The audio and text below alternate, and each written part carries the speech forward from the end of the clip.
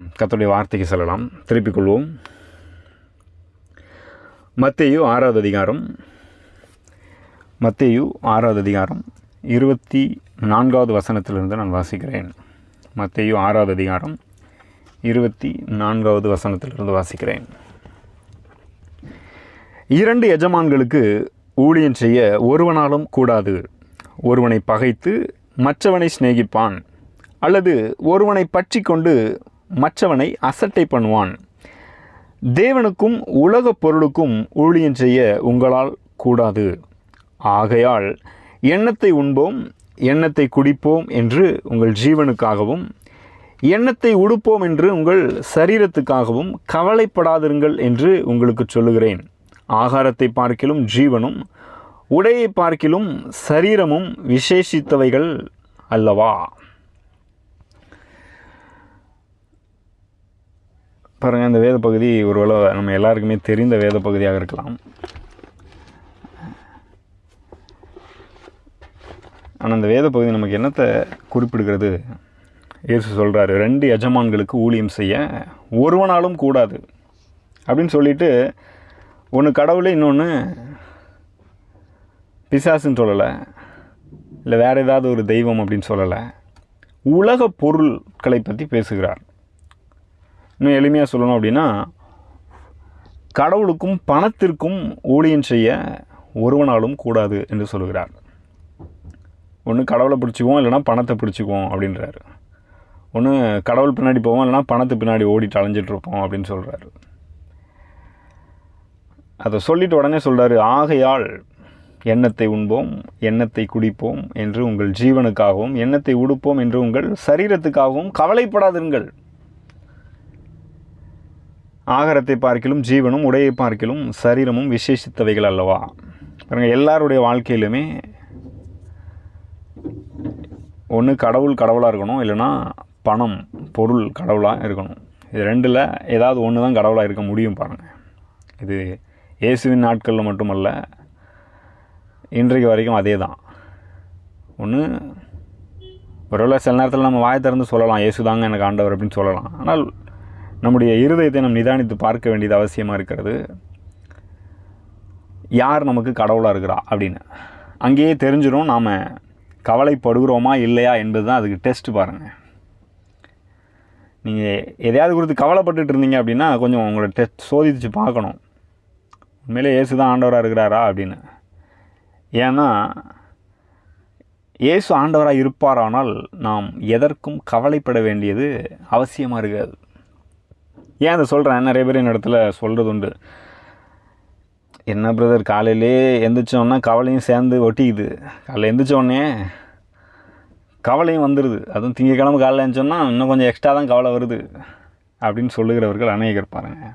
ஆனால் அங்கேயே சொல்கிறாரு, ஆகையால் எண்ணத்தை உண்போம், எண்ணத்தை குடிப்போம் என்று உங்கள் ஜீவனுக்காகவும், எண்ணத்தை உடுப்போம் என்று உங்கள் சரீரத்துக்காகவும் கவலைப்படாதிருங்கள். ஒரு கட்டளை மாதிரி கொடுக்குறாரு. ஏன் கவலைப்படாதிருங்கள்? காலைஞ்சி சாப்பாடை விட, காலைஞ்சி நீங்கள் போய் உடுத்த போகிற உடையை விட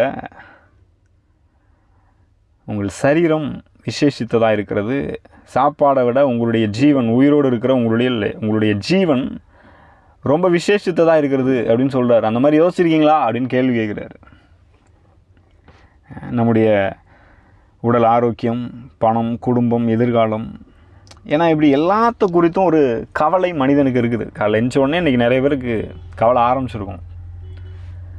என்ன பண்ண போகிறோன்னு தெரியலையே, சிலருக்கு வேலை இருக்குமான்றது கவலை, வேலை இருந்தாலும் வேலை என்ன செய்ய போகிறோம், எப்படி செய்ய போகிறோன்றது கவலை. 7ஆம் தேதி ஆயிடுச்சு, இப்போவே சிலர்லாம் யோசிக்க ஆரம்பிச்சிட்டாங்க, சம்பளம் வந்துருச்சு, 15ஆம் தேதிக்குள்ளே காலி ஆயிரும், என்ன பண்ண போகிறோன்னு தெரியலையே அப்படின்ற கவலை.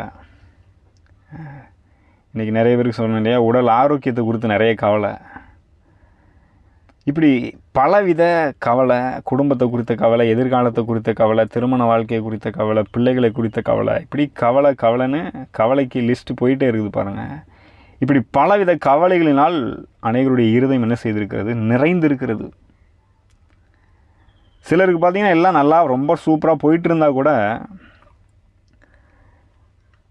கவலையே, ஒரு கவலையும் இல்லையன்றதை குறித்து ஒரு கவலை. இன்னும் சிலர் இருக்கிறாங்க, எந்த கவலையும் இல்லாமல் எந்த பிரச்சனையும் இல்லாமல் வாழ்க்கை போயிட்டுருக்குது அப்படின்னா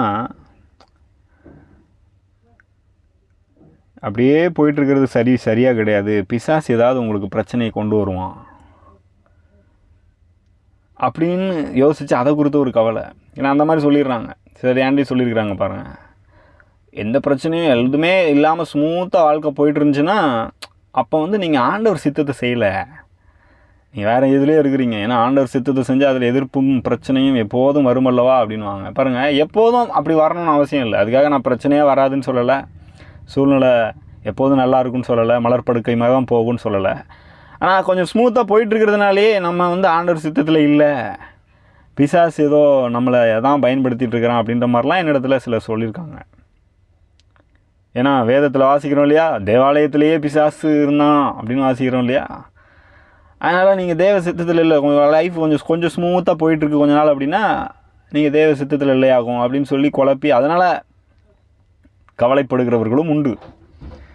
அப்போ பாருங்கள், கவலைப்படுறதுக்கு தினமும் அநேகம் ஆயிரமான வாய்ப்பு இருக்குது. நீங்கள் நல்லா போயிட்டு இருந்தாலும் கவலைப்படுத்துறதுக்கு உங்களுக்கு யாராவது என்ன செஞ்சிடறாங்க, வந்துடுறாங்க.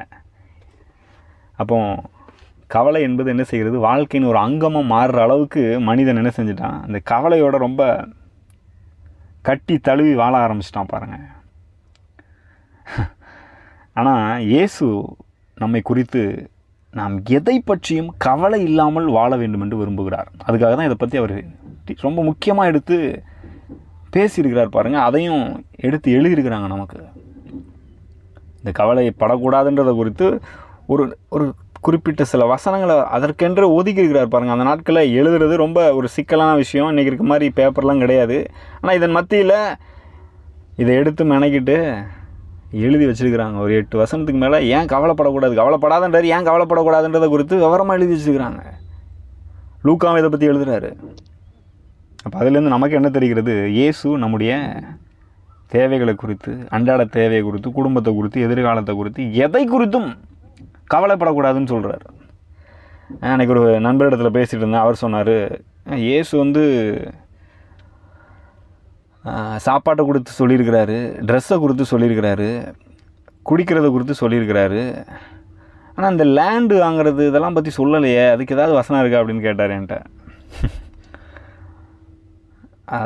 அதை பற்றி ஏதாவது வெளிப்படையாக சொல்லப்பட்டிருக்குதா அப்படின்னு கேட்டார். அப்போ நான் தான் சொன்னேன், நிறைய பேருக்கு அதுவும் இப்போ கவலையாக இருக்குது பாருங்கள். ஒரு வீடு இல்லையே, ஒரு லேண்டு இல்லையே, ஒரு கார் இல்லையே, ஒரு பைக் இல்லையே அப்படின்னு ஒவ்வொருத்தருக்கும் ஒவ்வொரு காரியத்தை குறித்து, அடிப்படை தேவைகளை குறித்து கவலையாக இருக்குது. அப்போ நான் அவர்கிட்ட தான் சொன்னேன், அந்த நாட்களில் லேண்டுன்றது எல்லாருக்கிட்டையுமே இருந்துச்சு பாருங்கள்.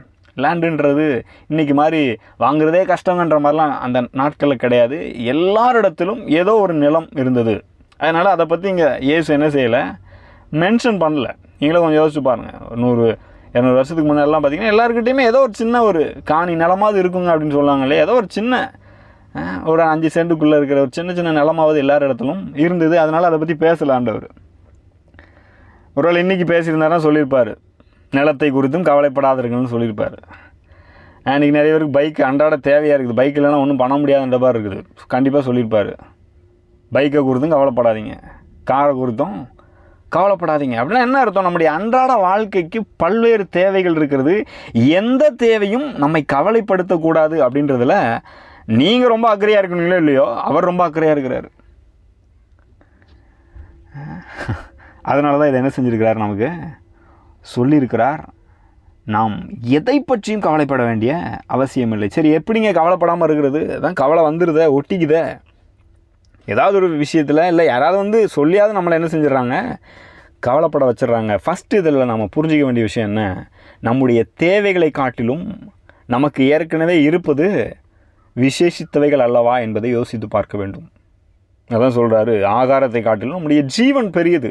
ஜீவன் பாரு, நமக்கு நம்ம உயிரோடு இருக்கிறோம், பலனோடு இருக்கிறோம், அது விசேஷித்ததாக இருக்கிறது. அதை வச்சு நீங்கள் என்ன வேணால் சம்பாதிச்சிக்கலாம், உங்களுடைய ஆகாரத்துக்கு தேவையான காரியங்கள் எல்லாம் பெற்றுக்கொள்ள முடியும். ட்ரெஸ்ஸை காட்டிலும் நம்முடைய சரீரம் விசேஷித்ததாக இருக்கிறது. இதை பற்றி யோசிக்க ஆரம்பித்தாலே ஆமாம் இல்லை அப்படின்ற ஒரு நம்பிக்கை வரும், கவலை நம்மை விட்டு நீங்கும். ஆனால் என்ன பிரச்சனைனா, நமக்கு ஏற்கனவே இருக்கிறத காட்டிலும் இல்லாததை பற்றி ரொம்ப பெருசாக யோசித்து தியானித்து தான் நம்ம என்ன செஞ்சிட்ருக்குறோம், கவலைப்பட்டுருக்குறோம். நீங்கள் வேணால் போய் கேட்டு பாருங்கள். சைக்கிள் வச்சுருக்கிறவன்ட்ட போய் கேட்டு பார்த்தீங்கன்னா அவன் பைக் வாங்கலேன்னு கவலைப்பட்டுருக்கிறான். சரி, நல்ல பைக் வச்சுருக்கிறவன்ட்ட போய் கேட்டிங்கன்னா ஒரு கார் தான் நல்லாயிருக்கும் அப்படின்னு கவலைப்பட்டுருக்கிறான். ஒவ்வொருத்தருக்கும் ஒவ்வொரு விதமாக கவலை வேறு மாதிரி டிஃப்ரெண்ட்டாக இருக்குது பாருங்கள். கல்யாணம் ஆகாதவங்க கல்யாணம் ஆகணுமேனு கவலைப்பட்டுருக்குறாங்க. கல்யாணம் ஆனவங்க ஏன்டா கல்யாணம் பண்ணோன்னு கவலைப்பட்டுருக்குறாங்க. சிலர் கல்யாணம் பண்ணிவிட்டு குழந்தை இல்லையேன்னு கவலைப்பட்டுருக்காங்க. குழந்தை இருக்கிறவங்க ஏன்டா குழந்தை இருக்குதுன்னு கவலைப்பட்டுருக்குறாங்க, தொல்லையாக இருக்குதுன்னு. இல்லைன்னா வேறு விதமாக கவலைப்பட்டுருக்குறாங்க. இந்த பிள்ளை எப்படி வளர்க்க போகிறனோ, எப்படி கரை சேர்க்க போகிறனோ, எப்படி எதிர்காலம் இருக்க போதோ அப்படின்ற ஒரு கவலை. ஃபீஸ் கட்டணும், அதை பண்ணணும், இதை பண்ணணும் அப்படின்னு பல்வேறு கவலை பாருங்கள். கவலைக்கு அளவே இல்லைன்ற மாதிரி போய்கிட்டே இருக்குது இப்படி. ஆனால் நான் என்ன சொல்கிறேன், கொஞ்சம் யோசிச்சு பாருங்கள். எத்தனை பேர் உயிரோடு இல்லை, ஆனால் நம்ம உயிரோடு இருக்கிறோம். கல்யாணம் ஆனவங்க சொல்கிறேன், எத்தனை பேர் கல்யாணம் ஆகலானவங்களுக்கு கல்யாணம் ஆகிருக்குது. எத்தனை பேர் குழந்தை இல்லைன்னா உங்களுக்கு குழந்தை தேவன் கொடுத்துருக்கிறார், நல்ல மனைவியை கொடுத்துருக்கிறார், நல்ல குடும்பத்தை ஏற்படுத்தியிருக்கிறார். சிலர் பிரிஞ்சு போயிட்டாங்கன்னா நீங்கள் ஒன்றா வாழ்ந்துட்டுருக்கிறீங்க. இப்படி நமக்கு இருப்பதை பற்றி கொஞ்சம் யோசித்து பார்த்தோமானால் நாம் இல்லாததை குறித்து ரொம்ப பெருசாக யோசிக்க வேண்டிய அவசியம் இருக்கிறாது. அதைத்தான் இங்கே இயேசு சொல்கிறாரு. நீங்கள் ஏற்கனவே விசேஷித்தவர்களாக இருக்கிறீங்கன்றதை கொஞ்சம் யோசித்து பாருங்கள். அது மட்டும் இல்லை, நான் ஆரம்பத்திலே சொன்னேன் இல்லையா, நிறைய பேர் பணத்தை தங்கள் வாழ்க்கையில் கடவுளை வச்சதுனால அதை அடையும்படி, நம்மளுடைய தேவைகளை சந்திக்கும்படி அங்கே எங்கன்னு ஓடி அலைஞ்சி திரிஞ்சு ஏதாவது பண்ணிடலாமான்னு பார்க்குறாங்க. அதனால நிறைய கவலையும் பாரமும் அழுத்தி கொண்டிருக்கிறது. ஒரே ஸ்ட்ரெஸ்ஸு, டிப்ரெஷன் அப்படின்னு போயிட்டுருக்குறாங்க. ஆனால் இங்கே சொல்கிறாரு 32வது வசனத்தில், இதற்காக மற்றவங்களாம் ஓடி அலைஞ்சிட்ருக்கிறாங்க. சொல்கிறார், இவைகளையெல்லாம் அஞ்ஞானிகள், அதாவது கடவுளை நம்பாதவர்கள் அல்லது கடவுளை தங்கள் வாழ்க்கையில் கடவுளாய் வைக்காதவர்கள், பணத்தை கடவுளாய் வைத்து கொண்டிருக்கிறவர்கள், மற்ற காரியங்களை நம்பி கொண்டிருக்கிறவர்கள் நாடி தேடி என்ன செய்கிறாங்களாம், ஓடிட்டுருக்கிறாங்களாம். ஆனால் இவைகளெல்லாம் அஞ்ஞானிகள் நாடி தேடுகிறார்கள். இவைகளெல்லாம் உங்களுக்கு வேண்டியவைகள் என்று உங்கள் பரமபிதா அறிந்திருக்கிறார். என்னுடைய கேள்வி என்னென்னா, அவர் அறிந்திருக்கிறார், நீங்கள் அறிந்திருக்கிறீங்களா? உங்களுக்கு தெரியுமா? உங்களுடைய அன்றாட தேவைகள் எல்லாம் உங்களுக்கு சந்திக்கப்படணும், நீங்கள் கவலைப்படாமல் சந்தோஷமாக இருக்கணும் அப்படின்றத நீங்கள் அறிஞ்சிருக்கீங்களோ இல்லையா, அவர் ரொம்ப அறிஞ்சிருக்கிறார். நீங்கள் சந்தோஷமாக இருக்கணும், உங்கள் தேவை சந்திக்கப்படணும், இதை நீங்கள் பெற்றுக்கொண்டு சந்தோஷமாக வாழணுன்றதை குறித்து அவர் ரொம்ப விருப்பமுள்ளவராக இருக்கிறார். உதாரணத்துக்கு பாருங்கள், பழைய ஏற்பாட்டில் நம்ம இஸ்ரேல் ஜனங்களை குறித்து வாசிக்கிறோம். எகிப்திலிருந்து அவர்களை அடிமைத்தனத்திலிருந்து மீட்டு கொண்டு வருகிறார். அவங்கள வழி நடத்தி கூட்டு வரும்போது பாருங்கள், 11 நாளில் அல்லது அதிகபட்சமாக 40 நாள் அவர்கள் பிரயாணத்தை முடித்து கானானுக்குள்ளே போயிருக்கலாம். அவருடைய தவறுனால சுற்றி அலைகிறாங்க. ஆனால் பாருங்கள், 40 வருஷம் சுற்றி அலைகிறாங்க. ஒவ்வொரு நாளும் அவர்கள் தேவையை தேவன் சந்தித்தார். அவர்கள் உடை பழமையாய் போகவில்லைன்னு வாசிக்கிறோம். ஒவ்வொரு நாளும் அவர்களுக்கு தேவையான உணவு கொடுக்கப்பட்டு கொண்டே இருந்தது. பாருங்கள், வேறு லெவலில் டெலிவரி பண்ணுறாரு. அவங்க கவலைப்பட வேண்டிய அவசியமே இல்லைன்ற அளவுக்கு டெலிவரி பண்ணுறாரு. ஆனாலும் அவங்க பாருங்கள், நிறைய நேரத்தில் அப்படி இப்படின்னு இருக்கிறாங்க, முறுமுறுக்கிறாங்க, குழம்புறாங்க, கவலைக்கு அவங்களே இடம் கொடுத்துக்கிறாங்க. ஆனால் அவர்களுடைய தேவை சந்திக்கப்பட்டுகிட்டே தான் வருது. சரி, ஒரே மண்ணாவே சாப்பிட்டுட்டு இருக்கமேனு கொஞ்சம் நான்வெஜ் கேட்குறாங்க, அதையும் கொடுக்குறாரு. ஒரே காற்றை அனுப்பி காடையை அப்படி குவிச்சு போட்டுறாரு பாருங்கள். என்னாகமம் 11வது அதிகாரத்தில் வாசிக்கிறோம். காடை அப்படியே குவிஞ்சு கிடக்குது. ஜஸ்ட்டு போயிட்டு அப்படி எடுத்து பிச்சு சமைச்சு சாப்பிட வேண்டிதான். தாராளமாக நான்வெஜ் இருக்குது பாருங்கள். இவங்களுக்கு என்னெல்லாம் தேவையோ கேட்க இவர்களுக்கு வந்து கொண்டே இருந்தது. அந்த பாலைவனத்தில் எங்கே போய் நான்வெஜ் சாப்பிட்றது, எல்லாருக்கும் நான்வெஜ் கொடுக்குறாரு கர்த்தர். பாருங்கள், 20 லட்சத்துக்கும் அதிகமான ஜனங்கள் இருக்கிறாங்க. அவ்வளோ பேருக்கும் நான்வெஜ் கர்த்தர் ப்ரொவைட் பண்ணிகிட்ருக்கிறாரு. எந்த அளவுக்கு அவருடைய தேவையை சந்திக்கிறதுல அவர் அக்கறையாக இருந்திருப்பாருன்னு யோசிச்சு பாருங்கள். இவங்களுக்கு என்ன வேணும், என்ன செய்யணும், என்ன பண்ணணும், எல்லாத்துலேயும் அவர் ரொம்ப கேர் எடுத்துக்கிட்டார். ஆனால் கொஞ்சம் யோசிச்சு பாருங்கள், இன்றைக்கி நம்ம இடத்துல என்ன பிரச்சனை இருக்குது, நம்முடைய வாழ்க்கையில் நமக்கு ஏதாவது ஒரு தேவை, ஏதாவது ஒரு எக்ஸ்ட்ரா தேவைன்னு ஏற்படும் போது நம்ம என்ன யோசிச்சுடுறோம், இதை எப்படியாவது நானே சந்திச்சுக்கிறேன், நானே பார்த்துக்கிறேன், நானே ஹேண்டில் பண்ணிக்கிறேன், நானே உருட்டி புரட்டி ஏதாவது பண்ணி அப்படி அதை போட்டு அதை எடுத்து இதில் போட்டு இதை எடுத்து அதில் போட்டு அதை உருட்டி இதை உருட்டி இப்படி இப்போ அது பண்ணிக்கலாம் அப்படின்னு போட்டு தான் நம்ம மண்டையை உருட்டி கவலைப்பட்டுட்ருக்குறோம். சிலர் இங்கேருந்து கடன் வாங்கி அங்கே கொடுத்து, அங்கேருந்து கடன் வாங்கி இங்கே கொடுத்து, இவங்ககிட்ட இருந்து வாங்கி அங்கே போட்டு, அங்கே இதில் இருக்கிற பணத்தை எடுத்து இங்கே போட்டு, இதை எடுத்து அங்கே போட்டு, இப்படி ஏதாவது பண்ணி தங்கள் தேவையெல்லாம் நிறைவாக சந்திச்சுக்கலான்னு பார்க்குறாங்க. ஆனால் சந்திக்க முடியல, ஏதாவது சிக்கலில் போய் மாட்டிக்கிறார்கள். அதனால தான் பிரச்சனை, அதனால தான் கவலை எக்ஸ்ட்ரா கொஞ்சம் வந்துடுது. ஆனால் நான் என்ன சொல்கிறேன், உங்களுக்கு ஒரு வேளை எக்ஸ்ட்ரா தேவை வந்தாலும் அந்த தேவை வர்றதுக்கு முன்னாடியே அந்த தேவை அவருக்கு நன்றாய் தெரியும். அந்த வாழ்க்கையில் அந்த எதிர்களில் போகிற அந்த பிரச்சனை, அந்த தேவை இயேசுவால் நிச்சயமாய் புரிந்து கொள்ளப்பட முடியும். அவர் ரொம்ப ஈஸியாக அதை புரிஞ்சுக்கிறாரு. நீங்களே இதை பற்றி இவ்வளோ யோசிச்சு என்ன பண்ணணும், அதை பண்ணணும், இதை பண்ணணும் யோசிக்கிறீங்க. உங்களை பற்றி அவர் யோசிக்காமல் இருப்பார்னு நினைக்கிறீங்களா? ரொம்ப யோசிக்கிறார் உங்களை குறித்து. அதனால தான் சொல்கிறாரு, கவலைப்படாதீங்க. அந்த வாழ்க்கையை குறித்து அப்படியே கலங்கி போய் நிற்காதீங்க, குழம்பி போய் நிற்காதீங்க, என்ன செய்கிறதுன்னே தெரிலங்க அப்படின்னு நிற்காதீங்க. அவர் உங்களை பார்த்து கவலைப்படாதீங்கன்னு சொல்கிறார் அப்படின்னா, அது மட்டும் இல்லாமல் உங்களுடைய தேவையெல்லாம் அவர் அறிந்திருக்கிறாருன்னு சொல்கிறாருன்னா, உங்களை அப்படியே விட்டுருவார்னு நினைக்கிறீங்களா? சொல்கிறாரு. அதுக்கப்புறம் 33வது வசனத்தில், முதலாவது தேவனுடைய ராஜ்யத்தையும் அவருடைய நீதியையும் தேடுங்கள், அப்பொழுது இவைகள் எல்லாம் உங்களுக்கு கூட கொடுக்கப்படும். அப்போ நீங்கள் எது எக்ஸ்ட்ரா வர்ற தேவை குறித்து கவலைப்பட்டுட்டே இருக்கிறீங்கன்னா, நான் சொல்கிறேன், வேதாகமத்தில் மாறாத ஒரு அற்புதமான சத்தியம் என்ன, நம்முடைய வாழ்க்கையில் நம்ம எதிர்கொள்ள போகிற இனிமேல் நீங்கள் ஏதாவது எக்ஸ்ட்ராவாக தேவை வரப்போகுது. நீங்கள் காலையில் எந்திரிச்சிருக்கிறீங்க, திங்கக்கிழமை காலையில், இப்போ போய் நீங்கள் வேலைக்கு போக போகிறீங்க, இல்லை ஏதோ ஒன்று செய்ய போகிறீங்க, பிஸ்னஸ் பண்ண போகிறீங்க, இல்லை ஊழியம் பண்ண போகிறீங்க, எக்ஸ்ட்ராவாக ஒரு தேவை வரப்போகிறது, இல்லை ஏதோ ஒரு பிரச்சனையை எதிர்கொள்ள போகிறீங்க.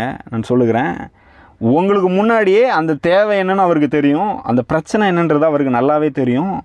அதை நீங்கள் எதிர்கொள்ள போகிறீங்கன்றதையும் அவர் அறிந்திருக்கிறார். இது எப்படிங்க அவருக்கெல்லாம் புரியுன்னு யோசிச்சிங்கன்னா, பாருங்க, மனிதனாக இந்த பூமியில் வந்து வாழ்ந்துருக்கிறார்.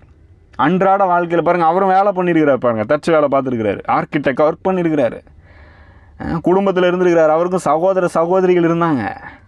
அவங்க அம்மாவை டேக் கேர் பண்ணிக்கிட்டார் அவங்க அப்பா இறந்ததுக்கப்புறம். அன்றாட வாழ்க்கையில் அந்த பிரச்சனைகள் 30 வருஷம் வாழ்ந்துருக்கார். பாருங்கள், என்னென்ன பிரச்சனை வரும், என்னென்ன தேவை எக்ஸ்ட்ராவாக வரும், எல்லாம் அவருக்கும் தெரியும், நல்லா தெரியும், ரொம்ப நல்லா தெரியும். உங்களோட எக்ஸ்ட்ராவாக என்னென்ன தேவைகள் வரும். இவர் தான் மூத்த பையன் பாருங்கள் வீட்டில், அதில் வேறு எல்லா தேவைகளையும் ப்ராக்டிக்கலாக ரொம்ப சந்தித்து வாழ்ந்தவர் பாருங்கள். அதனால் வருகிற கஷ்டம் என்ன, மன உளைச்சல் என்ன, டிப்ரெஷன் எப்படி வரும், ஸ்ட்ரெஸ் எப்படி வரும், எல்லாத்தையும் புரிந்து கொண்டவர். அப்புறம் 3 வருஷம் ஊழியம் செய்கிறார் பாருங்கள். ரொம்ப லொடாய் பிடிச்ச 12 சீசர்களை கூட வச்சு ஊழியம் பண்ணிகிட்டு இருக்கிறாரு. அதுக்கு மேலே எத்தனையோ பேருக்கு அதுக்கப்புறம் 72 பேர் அவரோட ஜாயின் ஆகிறாங்க. அதுக்கப்புறம் ஏராளமான பேர் அவரை பின்பற்றுறாங்க. எல்லாருக்கும் சாப்பாடு கொடுக்குறாரு. ஊழியத்தில் ஒரு பொருளாளராக ட்ரெஷரராக ஒருத்தனை வச்சுருக்கிறாரு. அவன் கொஞ்சம் திருடனாக இருக்கிறான், அவனை ஹேண்டில் பண்ணுறாரு. எவ்வளோ விஷயங்களை சந்திக்கிறார் பாருங்கள் வாழ்க்கையில்.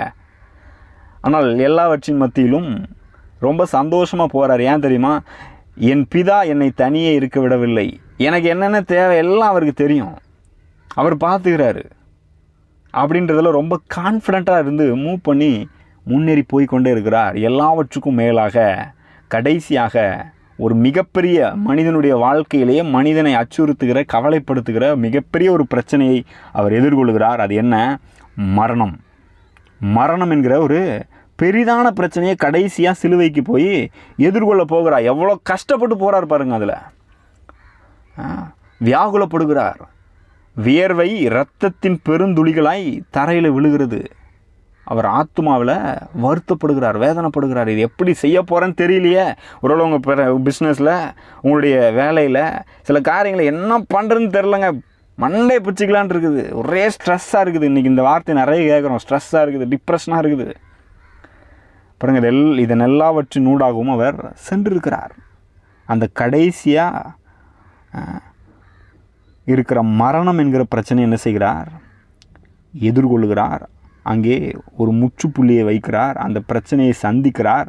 அந்த மரணம் என்கிற பெரிதான பிரச்சனையை சந்தித்து மரித்து மரணத்தை ஜெயித்து உயிரோடு எழுந்திருக்கிறார். அதுதான் எல்லா பிரச்சனைகளுக்கும் உச்சக்கட்ட பிரச்சனை பாருங்கள். எல்லாரையும் ரொம்ப அதிகமாக பயமுறுத்துகிற, கவலைப்படுத்துகிற மிகப்பெரிய பிரச்சனைனா என்ன? அது மரணம் தான். அதையும் சந்தித்து என்ன பண்ணிட்டாரு? ஹேண்டில் பண்ணிட்டார். உயிரோடு மரித்து எழுந்து விட்டார்.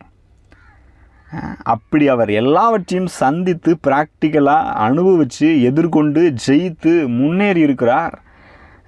அதனால் அவர் சொல்கிறத ரொம்ப நம்பலாம். கவலைப்படாதிருங்கள், தாராளமாக சந்தேகமே இல்லாமல் இவர் சொல்கிறாருன்னா நம்பலாங்க, நான் கவலைப்பட போகிறதில்ல அப்படின்னு தாராளமாக நம்பலாம். பாருங்கள், நான் சொல்லுகிறேன், நீங்கள் நம்புகிற அந்த நேரத்தில் தானே உங்கள் கவலை உங்களை விட்டு நீங்கிவிடும்.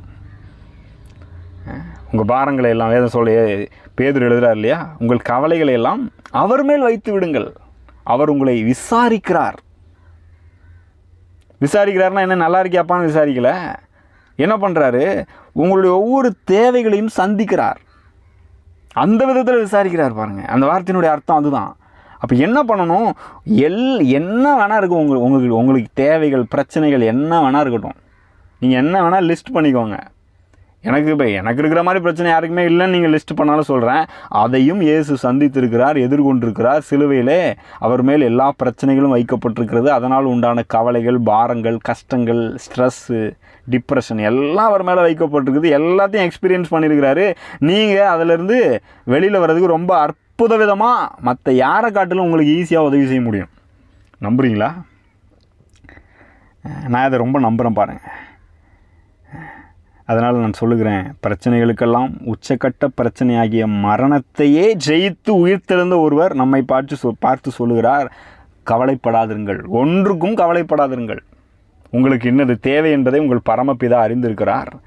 நீங்கள் என்ன பண்ணணும், ஜஸ்ட் அவரை நம்புங்க, அவரை நோக்கி பாருங்கள், உங்களுடைய காரியங்களை அவரிடத்தில் சொல்லுங்கள். அவர் எல்லாம் வச்சு என்ன செய்வார், கூட கொடுப்பார். இதெல்லாம் நீங்கள் என்ன தேவைகளை லிஸ்ட்டு பண்ணாலும், பிரச்சனைகளை லிஸ்ட்டு பண்ணாலும், அது எல்லாமே கூட கொடுக்கப்படுகிற காரியம். பாருங்கள், நாம் அதை பற்றி கவலைப்பட வேண்டியதில்லை, அதுக்கு கர்த்தரை நம்பணும், அவ்வளோதான். நீங்களே உருட்டி புரட்டிங்கன்னா எப்போதுமே மண்டையை பிடிச்சிட்டு கவலைப்பட்டுட்டு தான் இருக்கணும். அவரை நம்புனீங்கன்னா ஈஸியாக அதில் ஒரு அற்புதமான வழியை, வாய்ப்பை அவர் உண்டு பண்ண முடியும். கவலையே இல்லாமல் வாழ முடியும். நான் அதை தான் விரும்புகிறேன். பாருங்கள், கவலையே இல்லாமல் சந்தோஷமாக ஜாலியாக வாழ விரும்புகிறேன். நேற்று கூட அதை பற்றி சொல்லிகிட்டு இருந்தேன் ஒருத்தட்ட. ஹார்ட் ஒர்க் பண்ணணும் தான், ஆனால் அதில் ஒரு ஸ்மார்ட் ஒர்க் இருக்கணும். ஸ்மார்ட் ஒர்க் பண்ணணும் தான், ஆனால் அதே நேரத்தில் அது ரொம்ப ஹார்ட் ஒர்க் மாதிரி சில நேரத்தில் ரொம்ப நிறைய வேலை பண்ண வேண்டியது இருக்குதா, ரொம்ப ஜாலியாக அதை பண்ணணும். அப்படிப்பட்ட ஒரு நிலைக்கு நாம் வரணும். எதை செய்தாலும் சந்தோஷமாய் ஜாலியாக செஞ்சு முன்னேறி போய் கொண்டிருக்கிற ஒரு நிலைக்கு வர வேண்டும். அப்படித்தான் இயேசு வந்தார். பாருங்கள், ஈவன் மரணத்துக்கு போகும்போது கூட ரொம்ப சந்தோஷமாக போகிறார். ஏன் தெரியுமா, தனக்கு முன் வைத்திருந்த சந்தோஷத்தின் பொருட்டு சிலுவையை அவர் சகித்தாராம். அவர் சிலுவையில் போகும்போது அப்படியே என்னடா இவங்களுக்காகலாம் நான் மறிக்க வேண்டியதாக இருக்குதுன்னு போகல. இன்றைக்கி இந்த மீட்டிங்கில் அட்டன் பண்ணிட்டு இருக்கிற உங்கள் ஒவ்வொருவரையும் அவர் அன்றைக்கே பார்த்து விட்டார். இவங்கெல்லாம் நான் ரசிக்க போகிறேன், இவங்க வாழ்க்கையெல்லாம் நல்லா ஆக்க போகிறேன், இவங்களை ஒரு நாள் கவலை இல்லாமல் வாழ வைக்க போகிறேன் அப்படின்றது அன்றைக்கே பார்த்ததுனால அவருக்கு முன்பாக அது பெரிய சந்தோஷமாக இருந்தது. நம்மளை மட்டும் இல்லை, முழு உலகத்தையும் அவர் தனக்கு முன்பாக வைத்திருந்தார். இவ்வளோ கோடான கோடி ஜனங்களை நல்லாக்க போகிறேன், அதனால் இது ஒன்றும் எனக்கு பிரச்சனை இல்லை. பாருங்கள், அப்படி ஒரு சந்தோஷம் அவருக்கு. நான் சொல்கிறேன், அவர் உங்களுக்கு இன்றைக்கி உதவி செய்யாமல் விட்டுருவார்னு நினைக்கிறீங்களா? உங்கள் தேவையை சந்திக்காமல் விட்டுருவார்னு நினைக்கிறீங்களா? கண்டிப்பாக சந்திப்பார். நீங்கள் நினைக்கிறத விட ரொம்ப அதிகமாக சந்திப்பார். நீங்கள் கவலைப்படுறத அவர் சுத்தமாக விரும்பலை. நீங்களே உங்களுக்கு பிள்ளைங்கள் இருக்கிறவங்களுக்கு தெரியும் இல்லையா, உங்கள் சின்ன பிள்ளைய, உங்களுக்கு சின்ன பிள்ளையோ பெரிய பிள்ளையோ இருக்கிறாங்க, படிக்க வைக்கிறீங்க. அந்த பிள்ளை கவலைப்பட்டு உம்னா மூஞ்சி மாதிரி உட்காந்து அழுதுட்டு இருந்தா, கஷ்டப்பட்டுட்டு இருந்தா நீங்கள் ரொம்ப சந்தோஷமாக இருப்பீங்களா? அப்படியே இருந்துக்கோ அப்படின்னு பரவாயில்ல அட்ஜஸ்ட் பண்ணிக்கணும்னு விட்டுருவீங்களா? என்னென்னலாம் பண்ணி என்னெல்லாம் செஞ்சு அந்த பிள்ளையை சந்தோஷப்படுத்தணுமோ அதெல்லாம் பண்ணுவீங்க இல்லையா? என்னாவது அப்பா ஏதாவது பண்ணிட்டு வந்து உனக்கு எல்லாத்தையும் நான் செஞ்சு கொடுக்குறேன், ஏன் சொல்லுவாங்க இல்லையா சிலர்லாம், என் தலையடமான வச்சாது உடனே உன் தேவையை நான் சந்திக்கிறேன், அதை நான் கொடுக்குறேன் அப்படின்லாம் சொல்லுவாங்க இல்லையா? நான் சொல்கிறேன், அதெல்லாம் நம்ம அந்த அளவுக்கு நாமளே ரொம்ப பிரயாசப்படுறோம். ஆனால் ஏற்கனவே ஒருத்தர் உயிரையே கொடுத்துருக்கிறாரு, அப்புறம் அவர் எப்படி தேவையை சந்திக்காமல் இருக்க முடியும்? பாருங்கள், இதை நாம் யோசித்து பார்க்க வேண்டும். நாம் மற்ற காரியங்களை நாடி தேடி ஓடி அலைஞ்சிட்டு இருக்கக்கூடாது. அதுக்காக வேலை செய்ய வேணான்னு சொல்லலை, செய்ய வேண்டியதை செய்ய வேணான்னு சொல்லலை. நமக்கு முன்பாக தேவன் இருக்க வேண்டும். நம்முடைய கடவுள் பணமாக இருக்கக்கூடாது, தேவனாக இருக்க வேண்டும். தேவனாக இருப்பாரானால் கவலை இப்பொழுதே உங்களை விட்டு நீங்கிவிடும். நாம் ஜெபிக்கலாம். எங்களை அதிகமாக நேசிக்கிற எங்கள் நல்ல தகப்பனே, எங்களுடைய தேவைகளெல்லாம் அறிந்திருக்கிறவர், எங்களோடு கூட இருந்து எங்கள் தேவைகளை முன்பாகவே அறிந்து அதை சந்திக்க ஏற்கனவே ஆயத்தப்பட்டிருக்கிறீர். நாங்கள் இன்றைக்கி போகிறதுக்கு முன்பாக அங்கே தேவைகள் எழும்பினாலும் ஆண்டவரே அதற்கான ஆயத்த வேலைகளையும் நீர் ஏற்கனவே செய்திருக்கிறீர். பிரச்சனைகள் வருவதற்கு முன்பதாக அந்த பிரச்சனைக்கான தீர்வை ஏற்கனவே எங்களுக்காக நீர் ஏற்படுத்தி வைத்திருக்கிறீர். அதை உறுதியாக நம்புகிறோம் ஆண்டவரே. உம்மை நம்பி இன்றைக்கு முன்னேறி செல்லப் போகிறோம். எங்கள் தேவைகள் எல்லாம் சந்திக்கப்படுவதற்காக நன்றி செலுத்துகிறோம் ஆண்டவரே. இந்த வார்த்தை கேட்கிற ஒவ்வொருடைய வாழ்க்கையில் அவர்கள் எதிர்கொள்ளப் போகிற பிரச்சனைகள், தேவைகள் எல்லாவற்றுக்கும் நீர் யெகோவா ஈரேவா இருக்கிறீர். அவர்கள் தேவைகளை எல்லாம் நீர் பார்த்து கொள்வீர். உம்மை உறுதியாய் நம்பி முன்னேறி செல்லட்டும் கர்த்தாவே. கவலைப்படாமல் சந்தோஷமாய் முன்னேறி செல்லட்டும். ஒன்றுக்கும் கவலைப்படாமல் எல்லாவற்றையும் குறித்து உண்மையே நம்பி இருக்கட்டும். எப்பொழுதும் உமக்குள்ளே சந்தோஷமாக இருக்கட்டும். பரிசுத்த ஆவியானவர் உதவி செய்வீராக.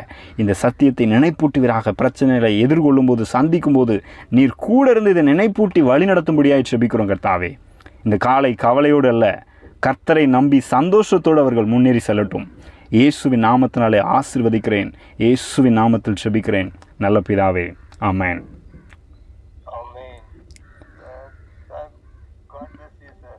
தேங்க்யூ. God bless you.